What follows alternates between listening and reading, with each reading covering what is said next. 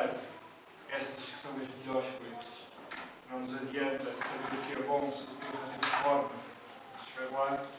E, finalmente, o centro da vida humana, que é nós sabermos, nós conhecermos, estarmos até convencidos de que uma coisa é boa, mas não damos o passo em frente.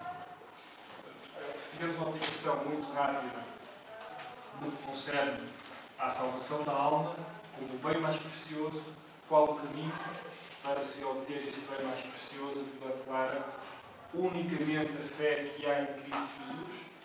Deus não nos aconselha outras coisas. Deus proíbe liminarmente outras coisas. E depois, a Bíblia diz que a mensagem da Bíblia ela pode tornar-nos salvos para a salvação. Não diz que ela torna. Quantos têm ouvido e quantos não têm sido salvos? E, portanto, essa é a mensagem mais importante que nós podemos aceitar. Hoje eu gostava de aplicar aqui o mesmo texto. Está bem? Identificar as coisas mais importantes. Hoje queria que nós marcássemos sabedoria como uma coisa importante a atingir. No segundo ponto, que víssemos qual o caminho para conseguirmos atingir a sabedoria. E uma vez mais, depois de reconhecermos a sabedoria como algo importante, depois de nos esclarecermos que passos devemos dar para chegar lá, finalmente tomamos a nossa decisão. O que é que vamos fazer quanto a isso? Portanto, vamos avançar? Sim? Não sei se há alguma dúvida, entretanto.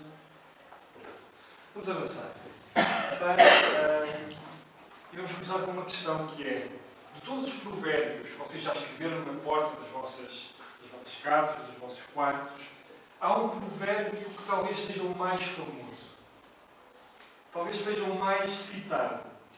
E eu não sei se vocês sabem exatamente qual é. Alguma ideia? Exatamente.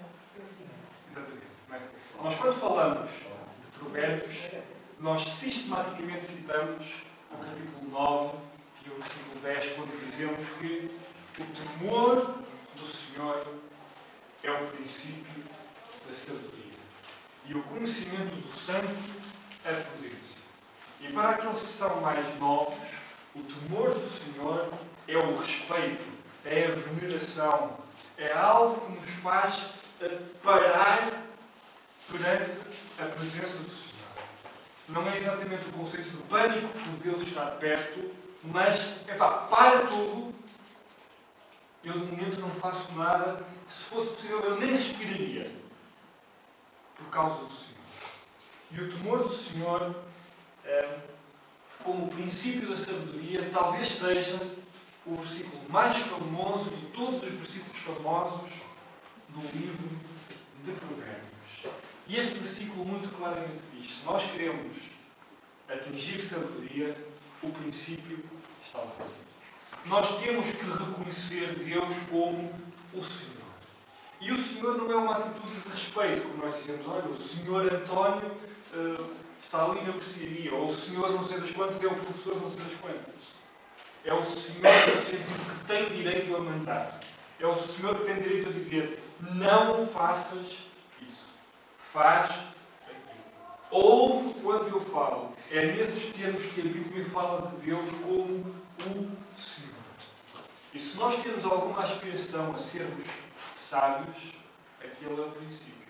O primeiro degrau a passar é o degrau de reconhecimento de que ao Senhor nós devemos todo o respeito.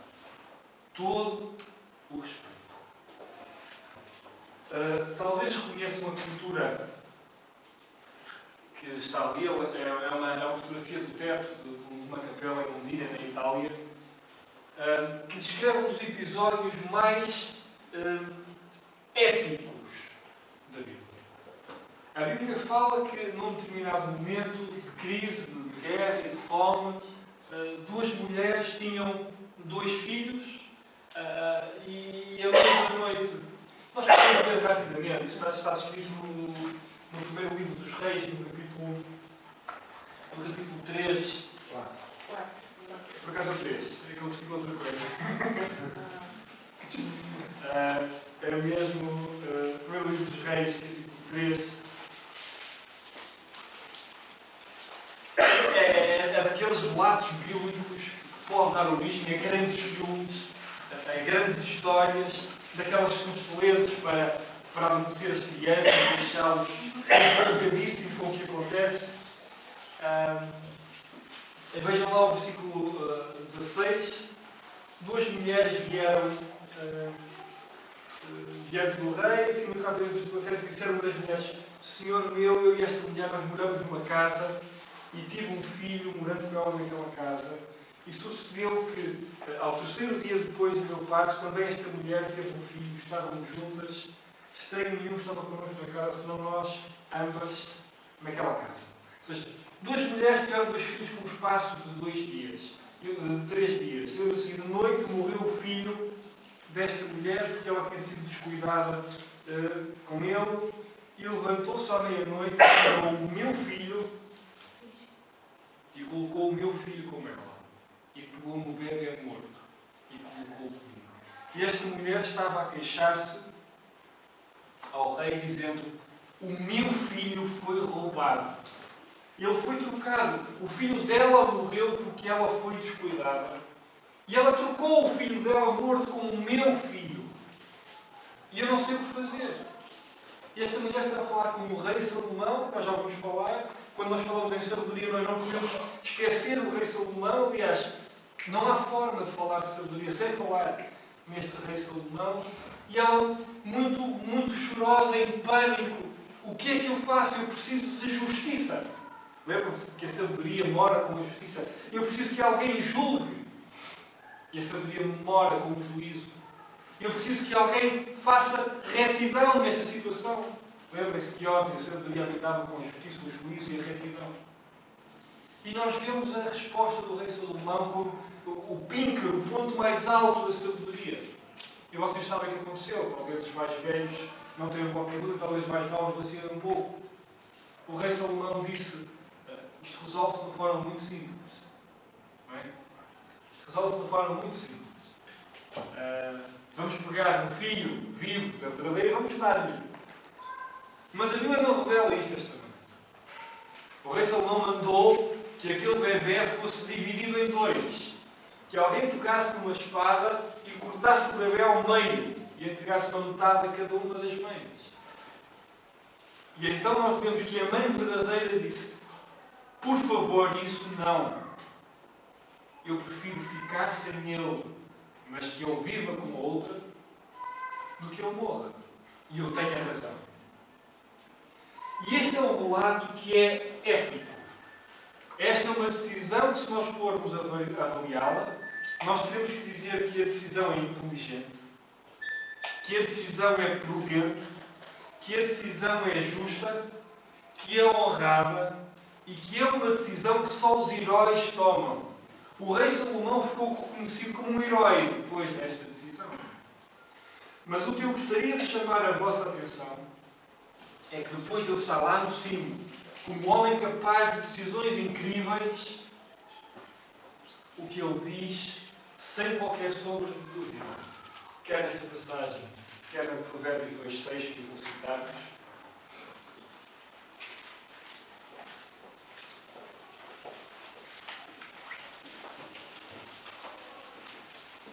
Provérbios 2:6. Simples, direto. O Senhor dá sabedoria. O homem mais sábio da terra, ele não se envaideceu. Ele não se pôs em bicos de pés. Ele reconheceu que essa sabedoria vinha do Senhor. O temor do Senhor é o princípio da sabedoria.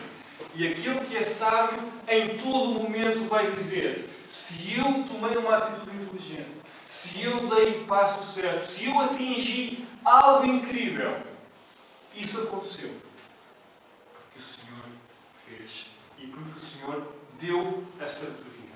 Agora, imaginem, vejam todos os que são famosos, vejam todos os que são inteligentes, vejam todos aqueles que atingiram o mérito e se destacaram na música, no cinema, na literatura, noutros lhes deu a sabedoria.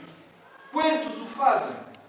Quantos são capazes de reconhecer que o mérito que têm, que os dons que têm, venham do próprio Deus.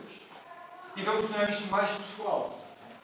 Quando tu atinges o sucesso, quando tu te esforças e consegues tirar a nota que queres, quando tu oras sobre uma pessoa e finalmente consegues a sua atenção e consegues o seu amor, quem é que tu reconheces no meio disso tudo?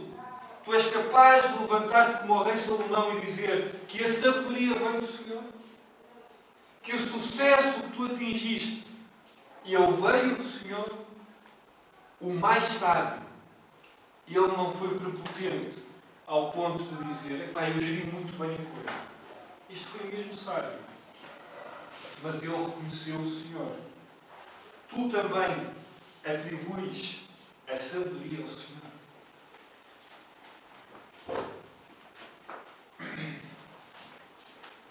Vamos avançar um pouco mais para o livro de Jó, capítulo 28, versículo 4.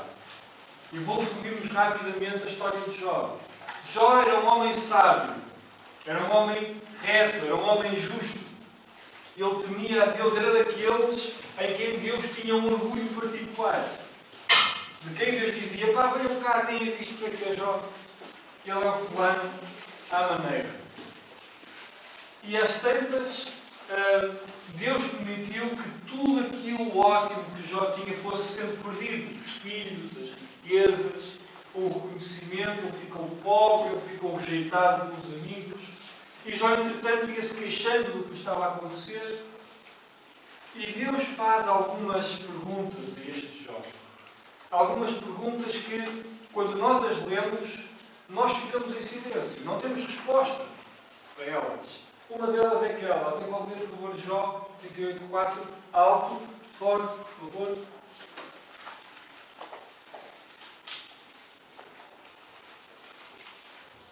Onde estavas tu, quando eu lançava os fundamentos da terra? Podes continuar um pouco mais? Diz-me se tens entendimento. Quem lhe pôs as medidas, se é que o sabes? Ou quem estendeu sobre ela o cordel? Obrigado.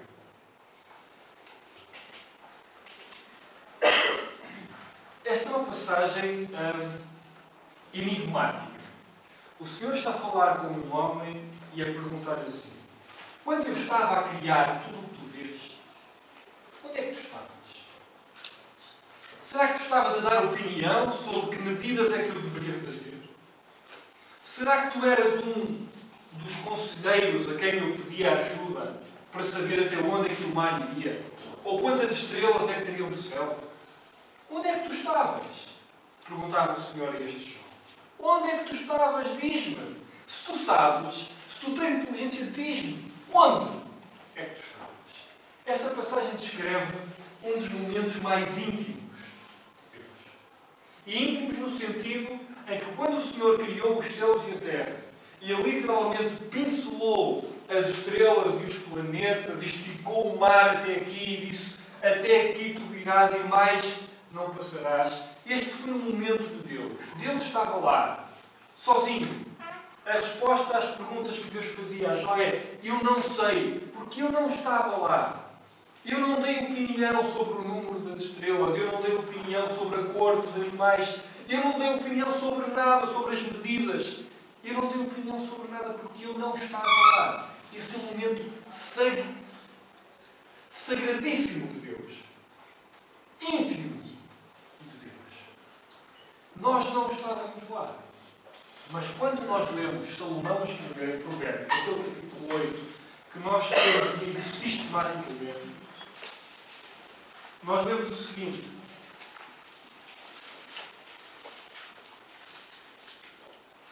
Provérbios 8, 22